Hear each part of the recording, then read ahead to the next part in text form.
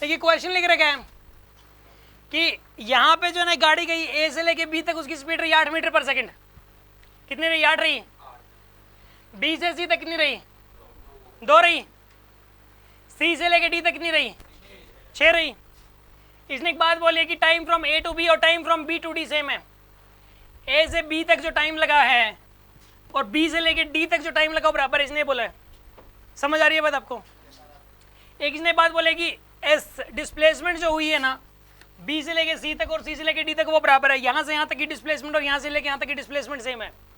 अगर बी से सी तक की और सी से लेके डी तक की डिस्प्लेसमेंट सेम है ना, तो पहले बी से लेके डी तक की एवरेज वेलोसिटी निकालो इस पोर्शन की। पहले इस वाले पोर्शन की एवरेज वेलोसिटी निकालो, इसको भूल जाओ। ए से लेके बी तक वाला पोर्शन है ही नहीं। आप ये सोचो ए से लेके बी तक वाला पोर्शन है ही नहीं। आप क्या सोचो? बी से लेके डी तक की एवरेज वेलोसिटी निकालनी है। बताइए, सॉल्यूशन कर रहे हैं हम लोग। F B to D average velocity निकाल रहे हैं। बताइए बी से लेके डी तक की एवरेज वेलोसिटी क्या आएगी?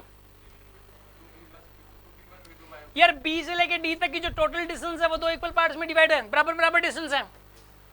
तो फॉर्मूला क्या लगाओगे? बताइए 2v1v2 डिवाइडेड बाय में v1 प्लस v2। 2v1 की वैल्यू 2, v2 की वैल्यू 6 बाय में v1 plus v2 2 plus 6 24 bye 8।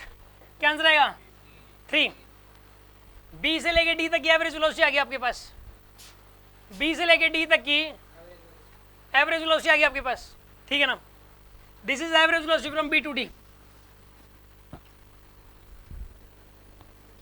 ये बी से लेके डी तक की एवरेज वेलोसिटी आ गई 3 मीटर पर सेकंड। इसको ना पूरे को हटा के 3 लिख दो आप। बी से लेके डी तक की एवरेज वेलोसिटी आ गई ना आपके पास 3 मीटर पर सेकंड। कोई डाउट है किसी को? अब हमें निकालना है ए से लेके डी तक की एवरेज वेलोसिटी। लेकिन ये तो आसान है यार, क्योंकि टाइम बराबर बराबर है यार।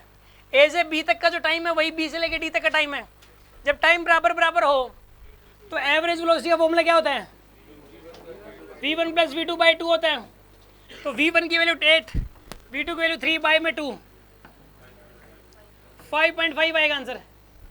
आंसर इज 5.5 मीटर पर second. This is the answer. कोई डाउट है किसी के मन में?